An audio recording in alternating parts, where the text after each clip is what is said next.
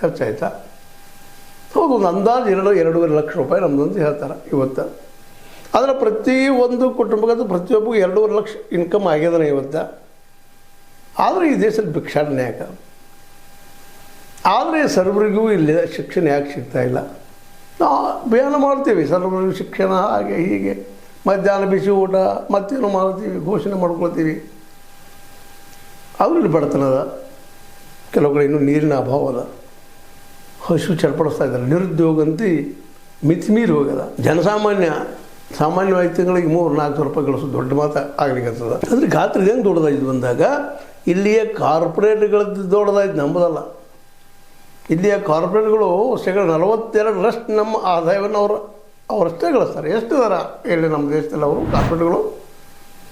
ಇಡೀ ಹುಡುಕಿ ತೆಗೆದ್ರೆ 0.1 ಆಗ್ಬೋದೇನೋ, ಅದಕ್ಕೆ ಕಡಿಮೆ ಆಗ್ತದೆ. ಅವರು ಒಂದು 300, 400, 500 ಇರ್ಬೋದು ಅಷ್ಟೇ ಕುಟುಂಬಗಳು.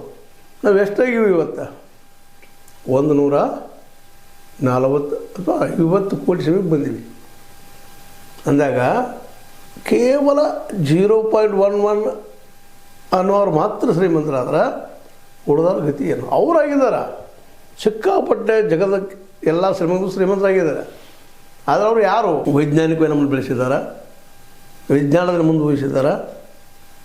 ಅದು ಅಂದ್ಬಿಟ್ಟು ಇನ್ನೂ ನಾವು ಆಧುನಿಕವಾಗಿದ್ದೀವ ಅಂತ ವಿಚಾರ ಮಾಡಿದಾಗ ಇವರೆಲ್ಲರೂ ಭೂ ಮಾಫಿಯಾ, ಖನನ ಮಾಫಿಯಾ, ಖನನ ಅಂದರೆ ಖನಿಜ ಮಾಫಿಯಾ, ಇಲ್ಲಿಯ ಎಲ್ಲ ಇಂಡಸ್ಟ್ರಿನ ತೆಗೆದುಕೊಂಡು ಕಡಿಮೆ ಪೇಮೆಂಟ್ ಕೊಟ್ಟು ಹೆಚ್ಚು ದುಡಿಸ್ಕೊಳ್ಳುವಂಥ ಜನ, ಬಂದ ಲಾಭವನ್ನು ಮ್ಯಾಕ್ಸಿಮಮ್ ಹೊಡೆಯುವಂಥ ಜನ. ಅವ್ರಂತ